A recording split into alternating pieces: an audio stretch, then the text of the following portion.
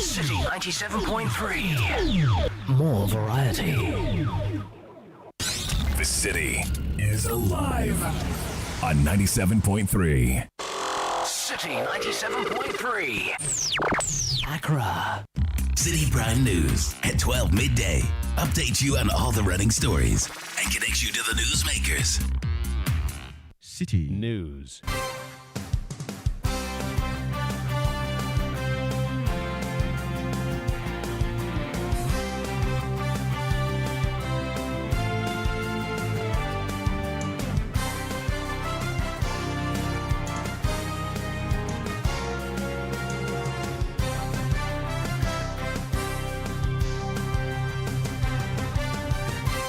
This is the Election Bureau. Hello, good afternoon and welcome to the Citi Prime News. We're coming to you live from our studios at number 11, Dr. Martin Loop in Adabraka, Accra. My name is Ajuatin Krama Domina. Coming up this afternoon, Chieftaincy Minister urges depoliticization of Boko crisis, urging stakeholder cooperation to deal with the issue as he discloses death toll is now 16. The blame games and keep calm to allow government to deal with the security and the chieftaincy issues thereof. No one should play politics with this sensitive matter. Also coming up, residents of Ejiratia thrown into a state of mourning following death of leader of the Ghana Freedom Party, Ikuadonko. Bus station. You and we school dance or Ejiratia school dance or passing in a bosso. Me pass one more yano at the cassia. One more training digu and more yana cassia. Still in the bulletin, over 400,000 students secure automatic admissions as government releases 2024 school placement. We'll gauge the reactions of stakeholders on this and later we'll bring you updates on what the various political parties have been up to on the campaign trail. Where are the parents? You must be a secondary school and yes, I need a corner. Anna. Stay for details of these and more stories coming your way in the next 30 minutes. The news is live across the globe on citynewsroom.com. Around the country, we are live on a number of affiliate stations. If you're listening to us from the Western region, tune in to Premier 100.5 FM in Takoradi Beach, 105.5 FM in Takoradi. In the Bono region, Greener 95.9 FM in Sunyai. In the Ashanti region, Orange 107.9 FM in Kumasi. Volta region, Holy 98.5 FM in Aplao. In the Northern region, Dasuma 99.1 FM in Yendi. Upper East, find us on Word 88.3 FM in Zuarungu. And in the Upper West region, this is Bugli Radio 88.6 FM. Please stay for details. Citi Prime News at 12 midday. Update you on all the running stories and connect you to the newsmakers. We're grateful for your company this afternoon. We begin with security and from Boko. And the Ministry of Chieftaincy and Religious Affairs, Stephen Asamoah Boateng, has called for the factions in the Boko conflict to eschew conspiracy theories and trust the government to bring an end to this conflict. Now, renewed chieftaincy conflict in Boko has led to the death of 16 persons after a rival chief re-entered the community following the withdrawal of an arrest warrant by the Court of Appeal. Now, addressing the media, the chieftaincy minister Stephen Asamoah Boateng urged the parties to exercise restraint. I will employ all sides to stop the conspiracy theories going around, the blame games, and keep calm to allow government to deal with the security and the chieftaincy issues thereof. No one should play politics with this sensitive matter.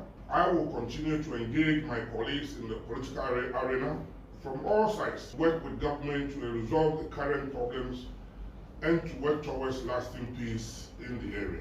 I strongly call on the traditional leaders too, from both sides, to refrain from any acts that would escalate the situations. I wish to call on all sides to lay down their arms and cease firing at each other. In this regard, I wish to reiterate our press release yesterday, and I quote, "Government is committed to taking all necessary measures to ensure the safety and security of the people of Boko and its environment. Security agencies have been directed to enforce strictly the curfew and maintain law and order. Residents are therefore urged to comply with the directive and to cooperate fully with the security agencies to restore peace and normalcy in the area. You heard the Minister for Chieftaincy and Religious Affairs, Stephen Asamoah Boateng. Let's now bring you some unfortunate news. And inhabitants of Ejuretia in the Fijakwabre South District of the Ashanti region, the birthplace of the late Ekuadonko, have been thrown into a state of mourning following news about her death. Now, sympathizers are trooping to the family house of the late presidential candidate of the Ghana Freedom Party to empathize with the family and also extend their condolences. News about her death has taken center stage, with many sharing memories about her development agenda she brought to the area while she served as an assembly member in 2016. The family and residents want the late Ekuadonko to be given a state burial and to also recognize her role in empowering young people, especially the girl child. Here's daughter of the late Ekuadonko, Ama Sewa Bunsu, speaking to the media. Pray, ye dear, Ama my Ghana. Nensanka ntitem bia me hu amanyofo na me kai no da bia wo ye mpuntuduma ko tali am gina so me ma me ntina ko tali wo krom ha. My mother contributed significantly to the community's development. She constructed roads, bus terminals, built schools, developed markets, and provided furniture for the district court. She also built a toilet facility for the police. She accomplished many beneficial projects for the community, and we want a state burial for her. Media dia mestra man na omo be ya ama me ne se me pese omo ye no ade kase a omo twro ne de gu ani mu omo ye ne kase a obi abehu se maame Ekuadonko ade se no ye. He had daughter of the late Ekuadonko, who was the presidential candidate of the Ghana Freedom Party, Ama Sewa Bunsu. Now let's get to Hafiz Tijani. He's a Ashanti regional correspondent and he is in the hometown of the late Ekuadonko, Ejuretia. Hafiz, good afternoon. Thank you for joining us here on the news. Obviously the family will be mourning, but what can you tell us about today? What you have seen at the residence of the late Ekuadonko so far?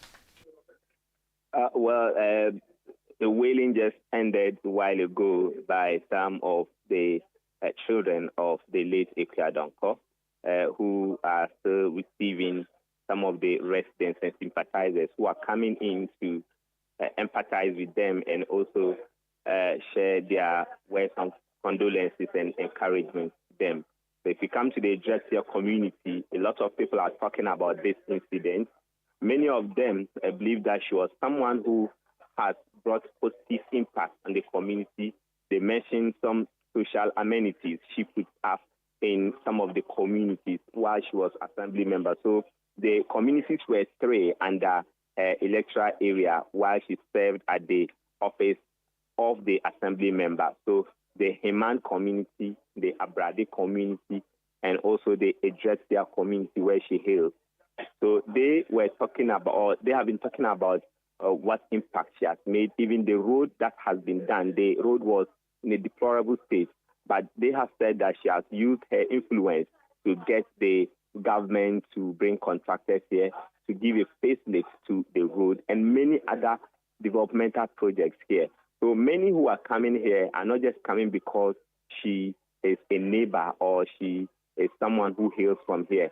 Many of them are coming in because of the role she played in impacting the community positively. And the family says they'll be meeting on the way forward. They are waiting for other family members from who are not in the Ashanti region, who are outside of the Ashanti region and other areas to come so they can meet on the way forward what they would do for the burial. Hafiz, have we cited any member of the Ghana Freedom Party or any of the political representatives from the other parties there? Well, I was told that the Fabri East constituency parliamentary candidate of that party came in the morning but left. But we have not seen known political figures yet here. Are we aware of when the family is concluding on its meeting to tell us the way forward?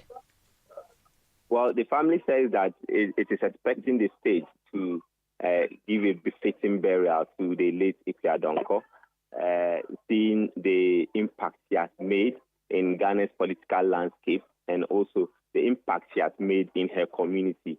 She is someone who should be recognized and recognized well. Thank you so much for speaking with us. That's Hafiz Tijani. He's Ashanti regional correspondent reporting to us from the residence of Ekweadonko, the late Ekweadonko, who was the presidential candidate of the Ghana Freedom Party. Well, her passing has sparked constitutional debate with under 40 days to the 2024 general elections. Some argue that her running mate should automatically replace her on the ballot, while others contend that the GFP must nominate a new candidate. However, senior lecturer at the University of Ghana School of Law, Dr. Justice Sremsai, in an interview on the Citi Breakfast Show, says a new nominee cannot simply replace the deceased candidate on existing documentation. According to him, the law requires specific protocols to be followed in the event of a candidate's death this close to an election. Cannot adopt the deceased candidate's nomination documentation for the new nominee. That new nominee ought to also go and secure their particulars of nomination, and that is why I believe the constitution, the regulation allows the EC to to open nomination for 10 more days for the person to be nominated for political parties. But for independent candidates, there's no such. In fact, the rule said that there will not be any. Says that the election will continue as though nothing had happened. So which means that for you, both the CI 127 and Article 50 are referring to both presidential and parliamentary elections, because the language uses things like constituency.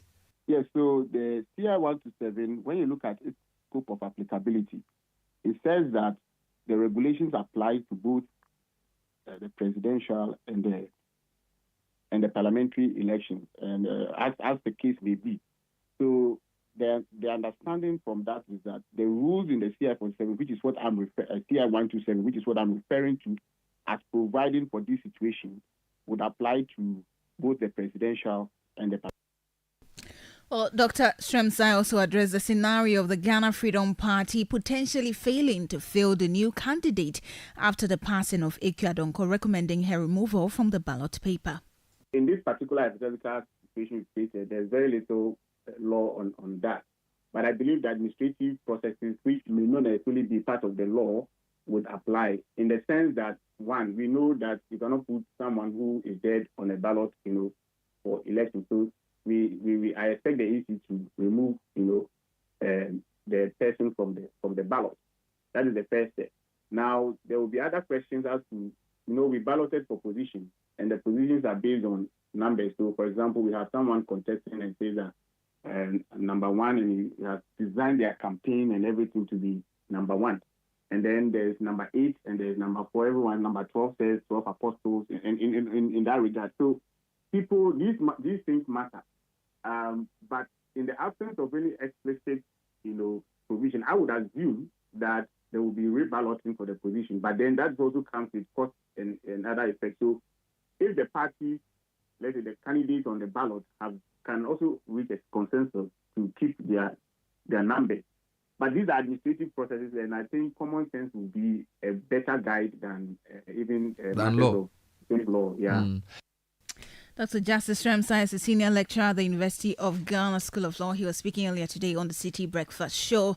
Let's hit the campaign trail now. An NPP flag bearer, Dr. Mahamudu Bawumia, has returned to Accra to continue his campaign tour, focusing on popular markets in the Ablekuma South and Ododo-Diodio constituencies.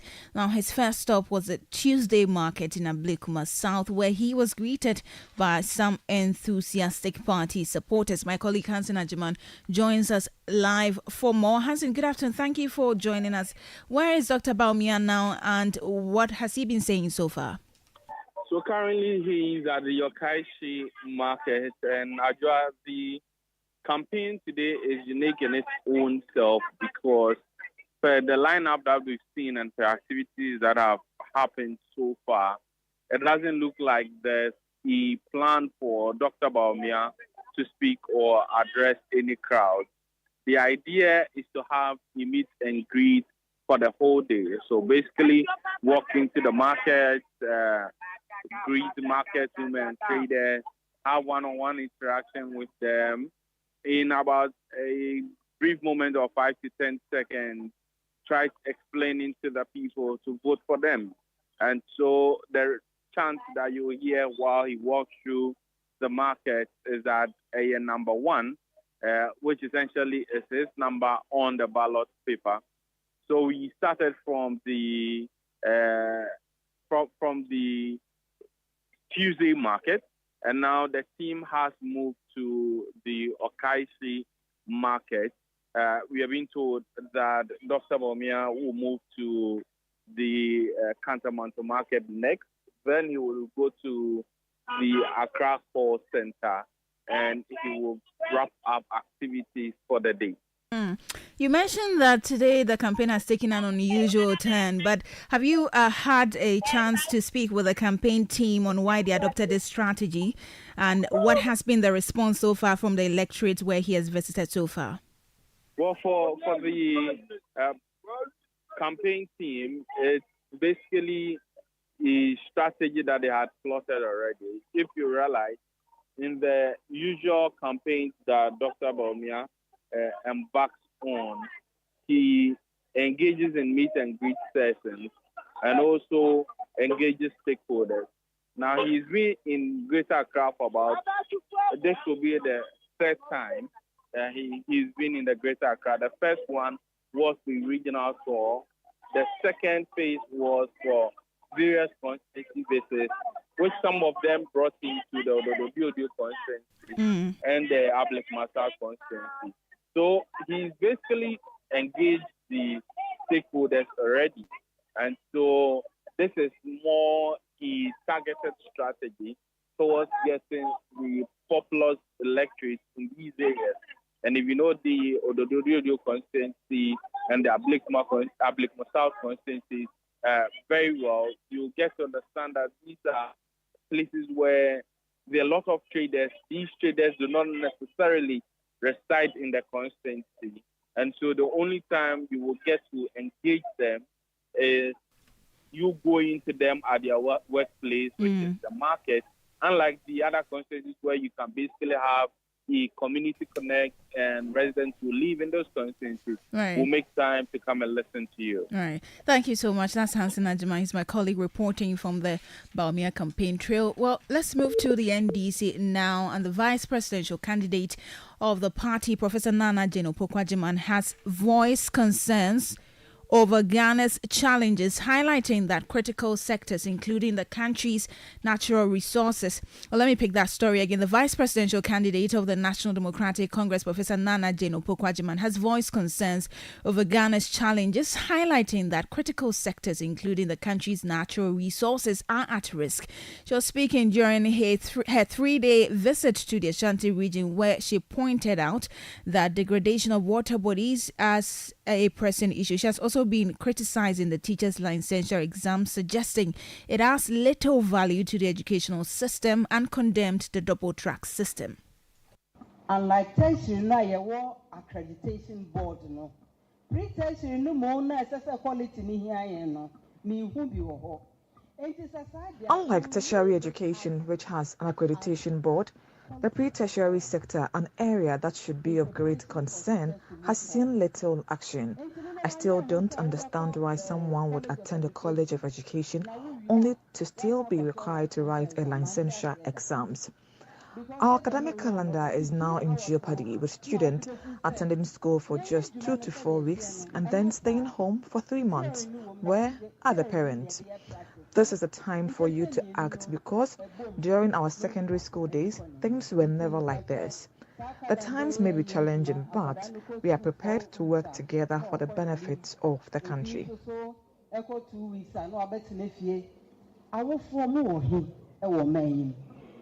Where are the parents? You must be at secondary school, and yes, I need a corner. Well, you heard Professor Nana Jane Opoku-Agyeman. She's vice presidential candidate for the National Democratic Congress. Let's touch base with Doris Lonta. She's a woman in the Ashanti region. Doris, good afternoon. Thank you for joining us. We know you've been following Nana Jane since yesterday, and she has been having a series of engagements, including with some educational unions. Tell us what they've been discussing.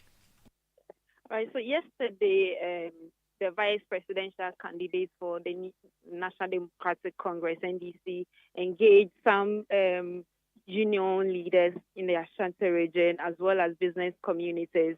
And they highlighted a lot of concerns, which the vice presidential candidate indicated that when voted into power, they are going to help address those concerns. Among the concerns are the curriculum, the pre-tertiary curriculum, and also the academic calendar, which she actually criticized the double-track system and said that the next NDC government is going to ensure that the educational system is smooth and all students are going to have a fruitful stay on campus. And also today we have been to Asankare in the Asante Achem South constituency, and there she emphasized the need to build market because most Ghanaian women are engaged in trading. For that matter, there's a need to prioritize the building of markets and also the markets, the existing ones that are not in good shape, that the next NDC government is going to ensure that everything is up and running. Very well. Thank you so much. Doris Lonta is our correspondent in the Ashanti region. You're still listening to the Citi Prime News. When we return, Education Minister warns against consequences of abolishment of double-track system. Please stay for details of this and more stories coming up shortly. Please stay. Citi Prime News at 12 midday. Update you on all the running stories and connects you to the newsmakers. Channel 1 TV is live on DSTV, GoTV, and HD+. On DSTV, find us on Channel 363. On GoTV, we're on Channel 117. And on HD+, get us on Channel 108. On a digital TV, run a new search. But take note that without an antenna, you cannot access Channel 1 TV. Channel 1 TV can be accessed on any free-to-air digital box, like the DSTV and HD+ boxes. Channel 1 TV, telling your story, empowering change.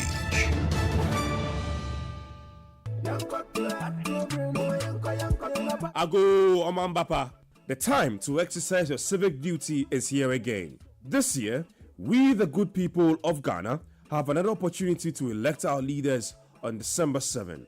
This is a very important national exercise and you have the civic duty to make that decision for Ghana.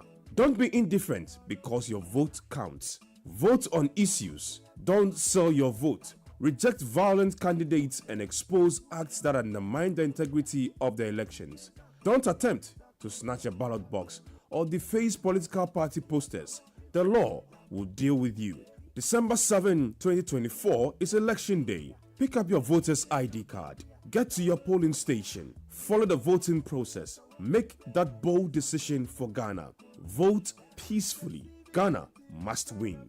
Vote on December 7. It's your civic duty. Civic duty required of you as a Ghanaian. So get involved and vote. A message from the National Commission for Civic Education, NCCE. Citi Prime News at 12 midday. Update you on all the running stories and connects you to the newsmakers. You're welcome back. Let's bring you some more stories. Education Minister Dr. Yao Osei Educhum has warned of consequences on the future of some students if the double-track system is hastily abolished. He says the scrapping of the system must be done systematically by building more facilities to enroll more students. He adds that the government, through the ministry, has built more accommodation facilities in some schools and has phased out the double-track system, while processes are underway to extend same to other schools. Dr. Educhum, during a presentation of the state of Ghana's education to the clergy in the Ashanti region, warns that the cancellation of the double-track system will have damages on the education sector. So when the concept of double-track was introduced in Ghana, it was to meet the increased demand in enrollment at our high schools and especially the category A schools. So it will surprise you to know that as I speak with you, a number of the schools are no longer double track. Even those who are on double track, we are transition calendar. So the teacher who was asking a question, I don't know if his school is still double track. Schools like Tamasco is no longer double track. In fact, we are working for Pokuare. It's likely that they will not be double track this upcoming academic year because the government have built more facilities there. So the whole premise is this. I know that some people come to and say, we will abolish double track. And I say to myself, they don't know what they are talking about. If you abolish double track at Prempeh College today, they will not be able to enroll one student. Presec will not take in one student. Our approach is very simple. We know you want your children to go to Opokwai. The parent who came here and said the child has a grade 12 probably is in Opokwai or Prempeh, not my famous Citi Prime. So 12 will take you at your pass. You don't have to sweat. Education Minister Dr. Yao Osei Educhum. Now, the Cybersecurity Authority has issued a warning to junior high schools graduates about rising scams that promise to alter their basic education certificate examination results and provide them with placement at a fee. According to the authority, fraudsters are posing as officials from the West African Examination Council, WAEC, the Ghana Education Service, or the Education Ministry. They explain that the suspect often use fake social media profiles and WhatsApp groups to engage unsuspecting graduates. These scammers request payment under the pretense of upgrading results or securing preferred school placements, but cut off communication once the fees are paid. The authority is emphasizing that BEC results are final and cannot be changed by any third party, and thus urge the public to be vigilant. A stay on matters of education and the University Teachers Association of Ghana, UTAG, has cautioned the government not to take their leniency for granted, as members have voted to suspend their industrial action. The strike, which commenced on October 10, 2024, was a protest against the government's inaction on illegal mining, commonly known as Galamsey. Now, as part of their demands, the association called for a ban on mining activities and all forms of mineral prospecting, fought gold and other mineral resources. Now, speaking to Citi News, the national president of UTAG, Professor Mamudu Akudugu, indicated that the association would resume the strike if the government fails to address their concerns within the given time frame. Well, what we know is that this is a decision across the 15 member campuses. There are some campuses voted against the suspension, but the majority voted for the suspension. And so, as in a democracy, we'll go with the majority decision. So once the majority has decided that the strike should be suspended, that is it. All other campuses or individuals who voted against the suspension will have to comply. We are exploring the other options, and also to the extent that currently there are issues with the governance system. Parliament has been suspended indefinitely, adjourned indefinitely. And so part of the demands that we're making requires Parliament taking action. And if they have indefinitely suspended or adjourned sitting, we know that is going to affect us. So as and when the system gets back to normal operations and our demands, we'll continue to push for our demands. And if our demands are not met within a reasonable time period, members will not hesitate to reactivate the strike action. That's the national president of the University Teachers Association of Ghana, Professor Mamudu Akudugu. Now, away from that, the Speaker of Parliament, Alban Bagbin, has called for actions geared towards strengthening Parliament to enhance its oversight responsibilities.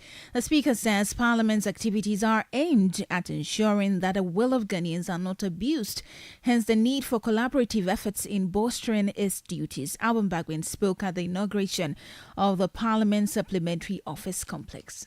Apart from lawmaking, it is Parliament that has the only function of oversight.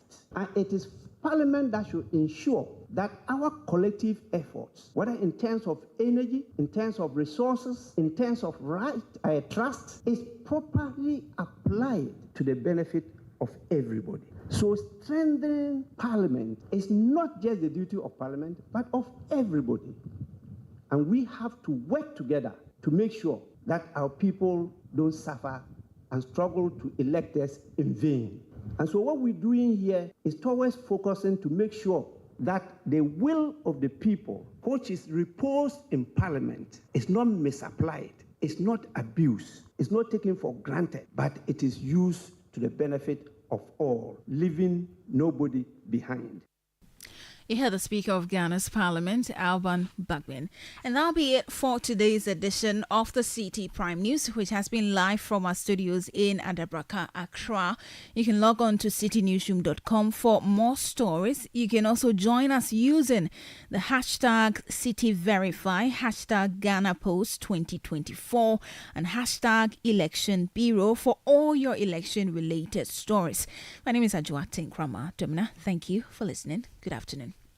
City News. We speak first. Reach our hotline on 0302 224959 and get interactive on Facebook, City 97.3 FM, and on Twitter at City 973.